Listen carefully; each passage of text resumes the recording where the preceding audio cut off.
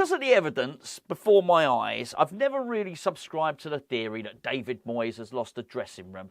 I think it's a bit lazy, actually, by and large, because I think it's easy to disprove just by looking at the team. So I think if you look at people like Thomas Souček, people like Jarrod Bowen, let's say Emerson, Kurt Zouma, James Ward-Prowse, there's probably 5 or 6, maybe even 6 or 7, and you look at those players and they are running, they are working for David Moyes. And I think if you're then going to make your point, you've got to say, oh, well, ignore those guys, but the rest of the players David Moyes has lost. I think it then becomes a very diluted point, and I don't think it's any point at all. However, I've got to say, in the game against Arsenal was probably the first time when I thought that almost the whole team had lost faith, at least in David Moyes' system and David Moyes' tactics. I was struggling to find a single player who had bought into it. I think there was a point whereby James Ward-Prowse was still running around, and I think possibly that was just his professionalism, but I don't think that's the same as him buying into it.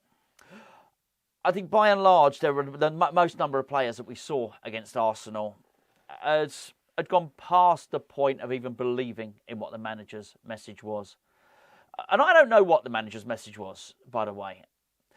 And I think even if he did have one and he had a set of tactics, they were long gone by the time it came to half-time. Look, I mentioned in yesterday's video, I have no idea why David Moyes waited until half-time and 4-0 down. Something should have been rectified at 1-0 down if something was wrong. It takes a long time to sign players. It takes a long time to recognise what is going on the training pitch. And I'm no expert in body language. I'm really not. I'm just a guy who watches football, and like any of you lot just watch football. But I do know when someone's looking. I know hunch shoulders when I see them. I know disinterest when I see it. And there were even times when I think the camera panned to the bench, and I saw Heitinger and I saw Nolan. I know when people avoiding eye contact. Nolan wasn't even looking at Moyes at this point. Maybe collectively none of them knew what to do, or maybe they didn't feel that they could share whatever they were seeing on the pitch with David Moyes, because David Moyes' tactics are so entrenched. What I definitely saw was towards the end of the game was Jarrod Bowen, who had been left on the pitch, unnecessarily so, because David Moyes, I think, is so stubborn and entrenched in what he's doing, is even though he was 6-0 down, he still let it's not even his striker, but his winger who he's playing as striker, but one of his favourite players, still allowed him to stay on that pitch, basically getting beaten up by Gabriel and Sullivan. I just don't know why he didn't think, right, okay, we've won. There's no coming back here. You're not saving any embarrassment. Even the goal difference is gone by this point. Forget the goal difference. Let's just start getting players off, and maybe, well, whatever. Chuck on anyone. I mean, chuck on Danny Ings, chuck on Divine Mubama, chuck on anyone at this point. But let's give Jarrod Bowen a break. But I'm not sure he recognised it. I'm not sure he could see that Jarrod Bowen was completely and utterly dejected. Why? Because he doesn't really notice it. I can't have been the only one. A lot of you guys must have been doing this as well. You must have been looking at that game, watching Mohammed Kudus and thinking, oh, he's going to be phoning his agent. He's going to be phoning his agent. That cannot have been a fun team to play in. I often think that for attackers, David Moyes' team's not a fun team to play in, but I think, you know what, defenders, they probably quite enjoy it. That's why I don't think he's lost the dressing room. I think his tactics suit some people. I think even the defenders were fed up. I think even the defenders were thinking, well, we cannot play in this. We need some form of respite. Yet still, there he is. We played with 2 attackers. 2 attackers. As I said before the game, Ben Johnson is not an attacker. He has done an able job in trying to fill in, but we are still playing a fullback in a position where you need to have someone that's able to attack. And why are we doing that? Well, because we sold the attackers and we didn't replace them. And I do think there's somebody needs to answer for that. I've far from finished with that, by the way. And if it's not David Moyes that's answerable, then it's bloody David Sullivan. I'm quite sure about that. I'm not going to go into that right now, because it's about this situation, about not David Moyes just losing the players during that game. He lost the crowd as well. And there is no bigger demonstration than what we saw happen at half-time. It's more than 60,000 people inside the stadium, whatever. There might be six. There's whoever knows. They're always trying to increase capacity. Maybe it's 62, maybe 63, maybe 64. But I think it's fair to say a quarter of the people left at half-time. Now, you can run all the polls you want. You don't get any better than that as data. In fact, they'll know exactly how many people are left because they've got sensors and they can log it when people are going out. And if David Sullivan ever wanted any sort of feedback or any sort of data, or was even looking at paying the remotest interest to any polls that anyone might run, then he actually has his own one. And it's right there. That is people walking out in their droves. There was a little bit of spirit later on. I think when we were 5-0 down, the crowd started singing "I'm Forever Blowing Bubbles." It was, in many respects, it was like a distant echo of a time gone. It was a little bit. I remember thinking that that's that gallows humour. In fact, it wasn't even humour. I think it was love for West Ham that what I was hearing then. But it was a different "I'm Forever Blowing Bubbles." It was a song of pride, but it wasn't a song of celebration. It was a song of sorrow. And it was very hard to get behind anything that was going on. And there's no surprise that we lost by such a heavy margin, because that's on the cards. We will always take a couple of those hammerings every season under David Moyes because he invites so much pressure upon us. Now, sometimes it will work because we have a threat on the counter-attack. When you have no threat on the counter-attack, then you basically have no reason why the opposition shouldn't attack you with everything they've got at all times. And that had to have been really hard. Really hard for Edson Alvarez, who is there to defend, but probably needs to keep a cool head. And for him to keep a cool head, he probably needs for the team not to be under the cosh all the time. For those of you that are there, you would have seen the evidence before your own eyes. For those of you watching on telly, you would have seen the stat flash up. Possession, 90% Arsenal, 10% West Ham. Not at the end of the game, granted. It was in the first half that stat flashed up.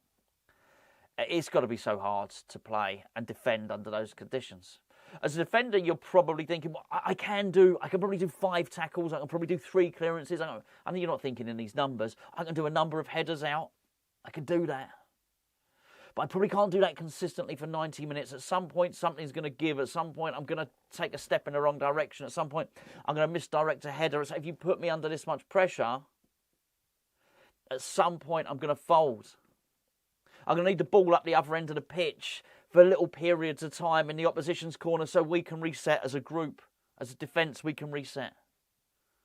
We can have a little breather.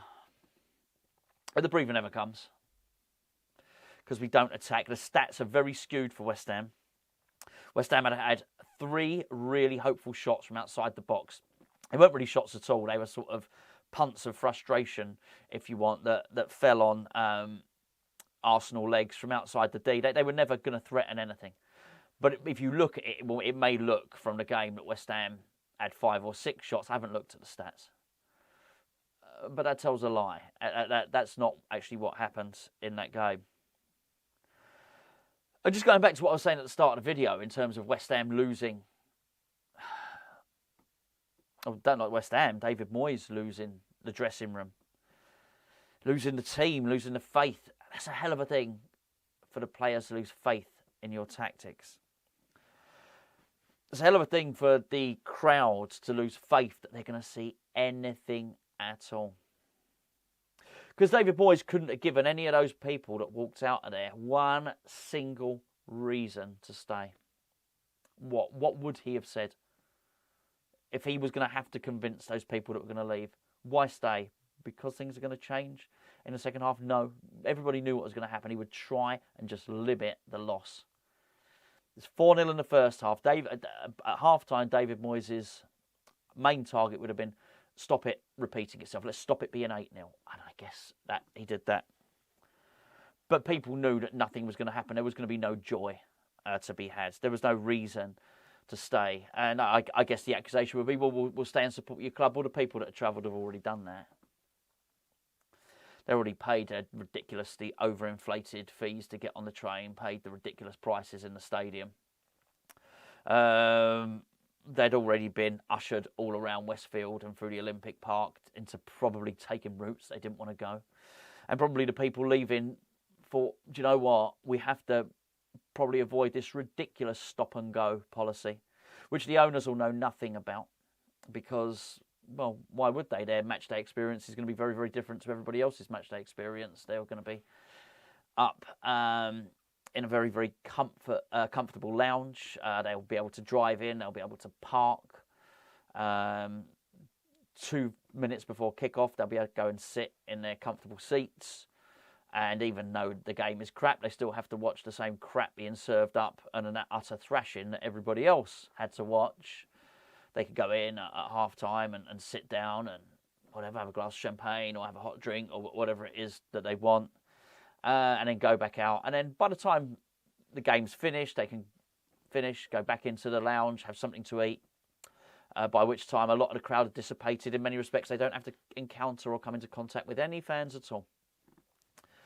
And then they can go downstairs, get in the chauffeur-driven car and go home. So they probably don't even know that a stop-go policy exists. They probably don't know that when you leave that stadium, it's even though Stratford Station is relatively close, it's probably going to take fans 50 minutes to walk there because there are people with lollipop sticks. They stop, twist around, stop, go, stop, go. You are funneled, again, down to routes that you don't want to go. It doesn't even matter. You could have a room booked in one of the hotels in Westfield. You ain't allowed to go in there. You'll go in there when they tell you to go in there. So I don't blame those people. Sorry, I've sort of drifted a little bit onto that. I'm talking about the fans, really, and the people losing faith of what they see. So I don't blame them for leaving early at all.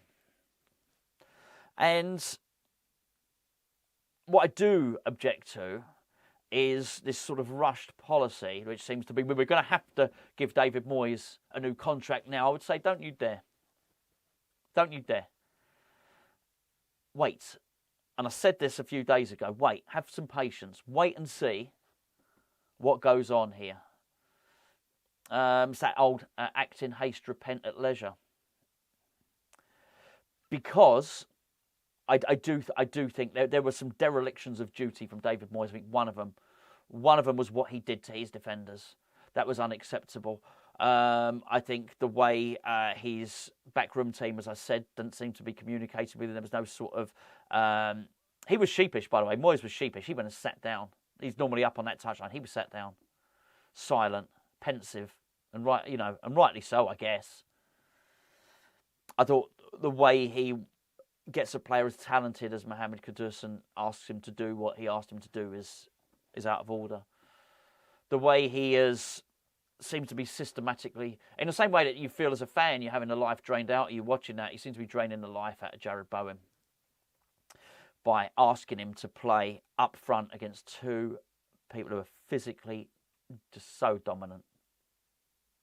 By asking Thomas Souček to play a role which he's probably completely unsuited for. By getting, I could go on and on. But we're 13 minutes in, and I should probably stop now. But I'm very, very unimpressed with this. I really do feel that he let the fans down. I don't know the point of recording this video. I don't know what he said. Even less do I know what he's been asked. But you know what? David Moyes is spiky, isn't he? Even if I like to think sometimes that I would go in there and I'd have 5 or 6 questions for Moyes and I would ask him these tough questions. And the truth of the matter is it would probably not go as I imagine it in my mind. I'd probably ask one question. He'd probably avoid it. He'd probably half answer it and I wouldn't get to ask another question. And that would be that. We may well go on and we may well win our next game against Nottingham Forest. And people say, hold on, we've had negative managers before. And we have. Maybe Alan Kirbishley. Maybe Lou Macari. But not for this length of time. And they've certainly not had the money that David Moyes has had. And I'm getting a little bit sick of getting patronised by the pundits. And I alluded to it in my previous video about Alan Smith. I don't know what West Ham fans are moaning about. Well, that. The fact that that is not... that. Look, I guess the scoreline was sensational, but we see this. Fulham have beaten us 5-0 this season. What is not unusual is the number of times that we allow teams to bombard our goal. The fact that we can go and play Sheffield United and not go for it. The fact that we can defend against the poorest of teams. Well, I'm not talking about defending. I'm talking about shut up shot. I'm talking about parking the bus. You know what I'm talking about here. The fact that we consistently seem to have opportunity, be it the Europa League season where we got to the semi-final, where there was opportunity to strengthen in the summer window, in the winter window, and we didn't. Well, the fact that we got to this situation here, and we got to January, and there was a chance to strengthen. We were in 6th. We have seen this before, exactly this, and we didn't do it. And not all of that is on Moyes. And I think sometimes when we concentrate on one person, it's either one smoking gun. Oh, it's either him or her. It's I think someone tends to get off scot-free a lot of the time. And David Sullivan's going to have to take... I feel now the time is for David Sullivan to start taking some of the... some serious questioning on this. It has to be said. Anyway, there you go. Sorry, a bit of a depressing video. It's hard to be positive, isn't it, after something like that? And it is, very very recently after the game, of course. So, but anyway, maybe by the time you've watched this, you've watched David Moyes' interviews and something has changed. But anyway, I've been waffling on.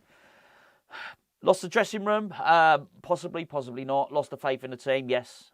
System that doesn't suit anybody, yes. Lost the faith of the fans, lots of them.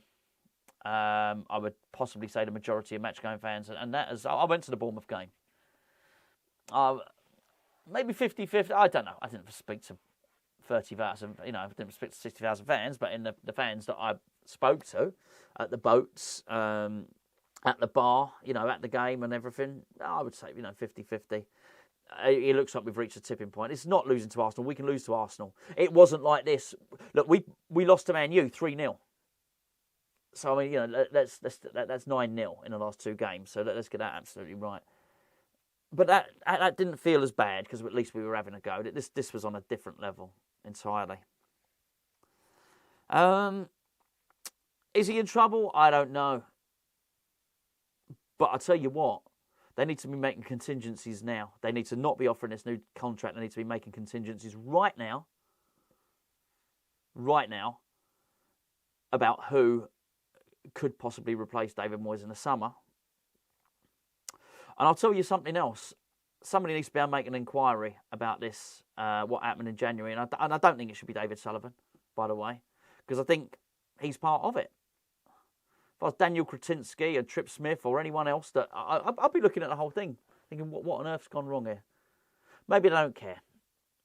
And if they don't care, then we've all got a problem, haven't we, as West Ham fans? But I've got to say, what we saw yesterday was an absolute horror show, and it's completely and utterly unacceptable.